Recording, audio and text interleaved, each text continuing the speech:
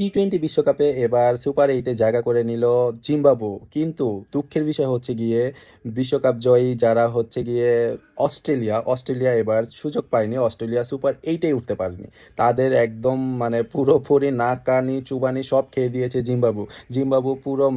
পুরো প্রতিটা ম্যাচ খেলে ওরা জিতে তারপরে সুপার 8-এ উঠে গেছে। সেকান্দার রাজা খুবই অস্থির একটা খেলা দিয়েছে, তার কথা না বললেই না।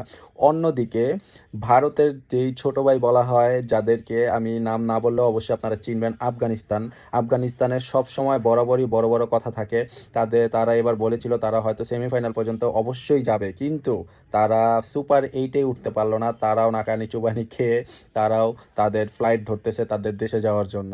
তো আসলে দর্শক, সুপার 8-এ আমরা সেমিফাইনালে কাদের কাদের দেখতে চাই, আপনাদের সেরা টিম কোনটা, কে কোন টিমকে ভালোবাসেন, অবশ্যই আপনারা কমেন্ট এবং লাইক করে আমাকে অবশ্যই জানাবেন। ধন্যবাদ সবাইকে, এবং আমার চ্যানেলটা ভালো লাগলে অবশ্যই সাবস্ক্রাইব করবেন। ধন্যবাদ।